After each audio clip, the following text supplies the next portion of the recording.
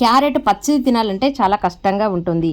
అలాగని కూర చేసి తిందామంటే చాలా తీయగా ఉంటుంది, అస్సలు తినబుద్ధి అవ్వదు. అందుకోసమని తినకుండా వదిలేసేవారు ఎందరో ఉన్నారు. వాళ్ళందరి కోసం ఈ వీడియో అన్నమాట. చాలా బాగుంటుంది. ఇలాగ క్యారెట్ ని ముక్కలుగా కట్ చేసి మెత్తగా మిక్సీ పట్టి తీసుకోండి. తర్వాత కొంచెం అంతా గోధుమ పిండి తీసుకోండి. పిండిలోకి మనం మిక్సీ పట్టిన క్యారెట్ పేస్ట్ మొత్తం అంతా వేసుకోవాలి. తర్వాత కొంచెం అంతా ఉప్పు, కొంచెం అంతా నూనె వేసి, అవసరం అయితే కొంచెమని నీళ్లు వేసి దీని చపాతీ పిండి లాగా సాఫ్ట్ గా కలిపి ఒక 10 నిమిషాల పాటు పిండిని పక్కన పెడితే పిండి చక్కగా నానుతుంది.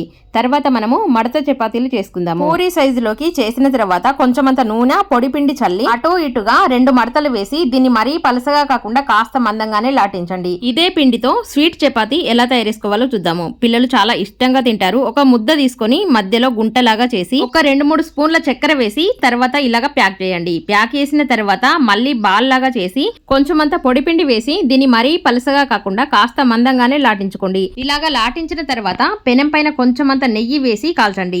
స్వీట్ కదా, పిల్లలు చాలా ఇష్టపడి తింటారు. నెయ్యి వేసి కాల్చడం వల్ల మంచి టేస్ట్ వస్తుంది. చూడండి ఎంత బాగా పొంగుతుందో. నార్మల్ గా చేసిన మడత చపాతీలు డైట్ చేసే వాళ్ళకైతే సూపర్ ఫుడ్ అన్నమాట.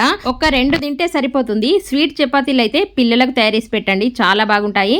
వీడియో నచ్చితే వీడియోకి లైక్ చేసి మరిన్ని వీడియోస్ కోసం మన ఛానల్ ని సబ్స్క్రైబ్ చేసుకోండి. మన ఛానల్ పేరు ఏకే సరితా కుక్స్. నేను పెట్టే ప్రతి వీడియో మీకు నోటిఫికేషన్ గా రావాలంటే గంట సింబల్ ని ప్రెస్ చేయండి. ధన్యవాదాలు.